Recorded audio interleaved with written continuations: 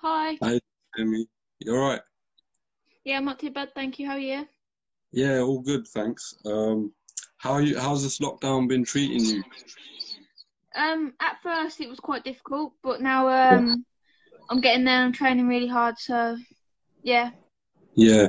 How has it been like mentally as a fighter, I know a lot of fighters have been, discouraged by it, but yeah, what you been doing? Um it is mentally hard because you don't know when you're fighting, Yeah. and it's difficult because I like being around like Kieran and the lads, so it is difficult mentally, but you've just got to stay positive, haven't we? So that's all we Yeah. can do. Oh, one thing I've got to say, congratulations on the deal with Dave Coldwell. How did that come about? It started last year. He messaged me, but he didn't know that I wanted to get on my contract. Okay. Then he done a FaceTime call with Kieran a few weeks back, and then they Yeah. started talking about it. And Dave wanted to sign me, so that's kind of how it came across. Right, I hear that. Tell me a bit about your amateur experience because you're very young. What was your life like? Obviously, as a woman, you wouldn't really expect most women to get into boxing. So, what made you get into boxing? My stepdad actually took me to the gym because he was taking my brothers. So Okay. he took me when I was 5 just for self-defense and confidence because I I suffered badly with anxiety, and I was such a Oh, like my confidence wasn't there. I was really like I was just a scared child. I don't know how to explain it, but I was scared of everything, and I wouldn't talk to no one. Like my anxiety was so bad, I would not speak to anyone. oh, It was really? so bad. Yeah, I couldn't talk to no one because it was like I just couldn't. Doing a bit of research on you, Amy. You started kickboxing, right? And you're Yeah. really good at that. So, I understand you won a few titles and you were quite impressive. So what made you stop kickboxing and actually go to boxing? I've always been more of a boxer, so I had like a boxing style, and I achieved everything I could possibly in kickboxing. So I Yeah. just thought it was the right time to turn over, and that's Mhm. kind of what happened. Is it? Okay. So have you got any amateur experience in boxing? I had mm, 9 or 10 amateur fights, but I went to the worlds, so I competed at a very high level as an amateur. All right. You were with you were in the finals of the ABAs, isn't it? AIBA. Yeah, So yeah, can you yeah. explain a bit about that? Um, well, I fought the same girl twice. Yeah. Uh, she's really good. She was in the GB team, so it was a good fight. And yeah, she the better girl won on the day, I suppose. That's all that I could say. Okay. In terms of like opponents here, I saw Kieran Farrell, he put up a post recently of another fighter that's not in your category. Well, she's at super bantamweight, and I thought I'd really ask you about it. So, you've heard of Shannon Courtney, right? Shannon Yeah. Courtney? Yeah. Is that one sort of fight you're gonna be seeing in the future that you really want to, get involved with? What do you think Yeah, of that? we've already made it clear that we want to fight her. Oh, really? Well, do, We've do, put do it you think this everywhere. is like a super fight? Because obviously you're both undefeated, and do you think that it needs time to sort of get more attention? Um, yeah, well, I don't know. Like we're both new to the pros, aren't we? Really? So yeah, I reckon it'd be a better fight in a year or so. It'll be Mm, more like we'll both have a bigger name, and it'll sell some tickets, I reckon, in the future. definitely, definitely, man. That's one fight I'm really looking forward to. Um, in terms of your nickname, though, the real babyface assassin. Well, tell me a bit about that. How comes you came up with that exciting name? Well, 'cause Shannon Courtney had babyface assassin, so we put the real because I look about 12 and I'm aggressive, so it all kind of makes sense. Definitely, man.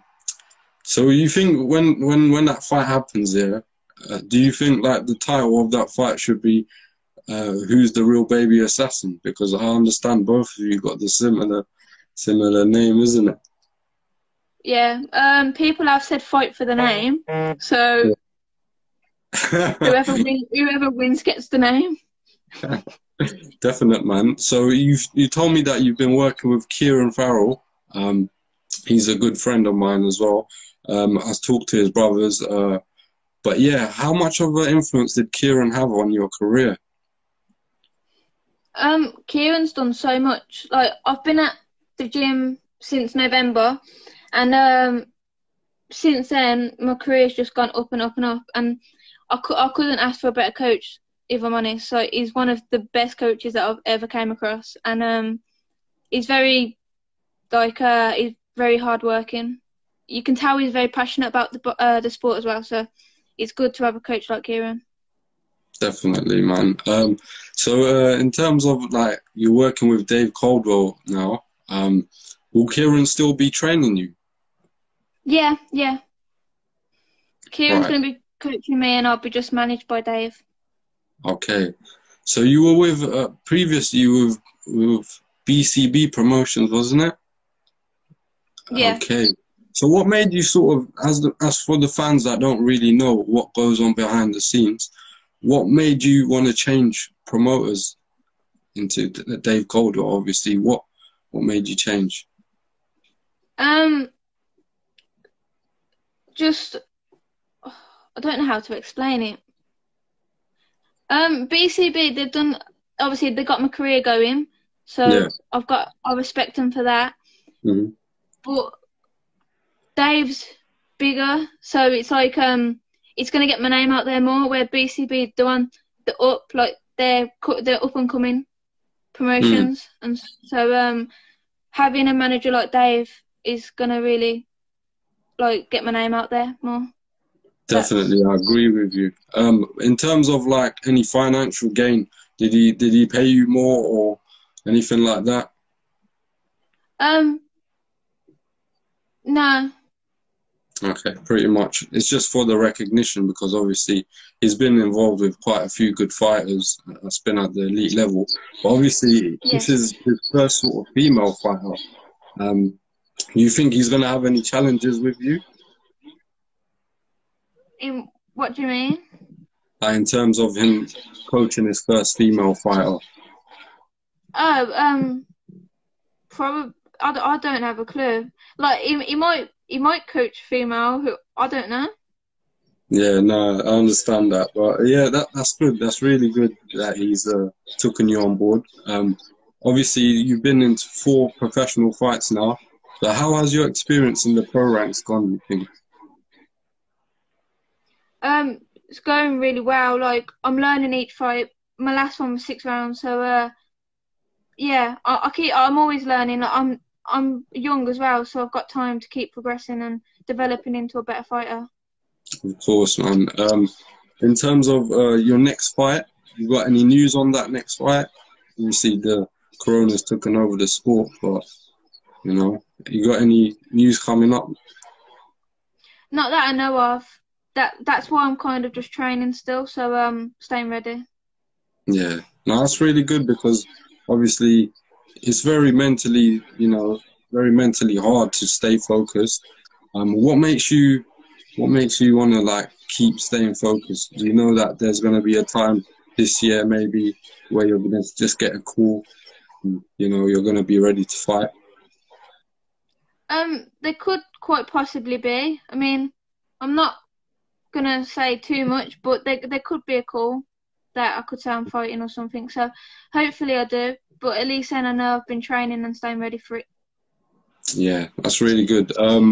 Also, what are you looking to achieve in terms of your boxing career in a few years' time? Where would you like to see yourself? I'd like to see myself with a title. I'd definitely like to, by the time I'm like 20, for challenge for a world title or go for a world title at least by then. Definitely. I always aim higher. Like no matter what I do, I'd always want to go. I'd always want to make it, even if I don't. At least I know I've tried. Yeah. So in your amateur background, you resided from Frankie Gavin's gym, right? Yeah. How did that come about? Your work with Frankie Gavin? You working with him? He was coaching me at the start of my amateur career. And then I moved gym and I started losing a few fights. So then I was gonna give up after the nationals, and then he phoned me and goes, "Don't quit. You're too talented. Come back to our gym." And then it all worked from that. And then he took me under his wing, and I didn't lose a fight since. So yeah, I owe Frankie a lot because if it wasn't for him, I wouldn't be boxing still. If I'm honest. Really? Yeah. Wow. So when you started losing them fights, what was going through your head at the time then? Because obviously you was about to quit. Yeah. Well, after I lost the national final, I just thought to myself, "There's no point. Like, I'm training hard. I didn't feel like I was good enough to be there against them girls, so I was gonna give up." But then yeah, Frankie told me not to, so he phoned me up and then said I'm too talented. So yeah, that's how it came about. But yeah, I do owe Frankie a lot because he got me back into it. So as you said, like he mentioned that you're very talented. I think the same because you've got really good hand speed. You're very fast, and you're really elusive. You outwork your opponents. In terms of you improving, what do you want to improve on to get you to that level where you're not going to lose a fight ever again? What do you think you need to do? Definitely work on more of a variation on my punches. Not do the same shots and just like attack, but try and be more defensive at the same time. So when I attack, move, and then keep going off on angles. That's something I want to work on. But yeah, it's all starting to come together, especially with Kieran coaching me. He does a lot. Definitely. What do you feel Dave Coldwell can bring to the table in terms of, obviously, the promotion bit? That's definitely going to be more promoting for you.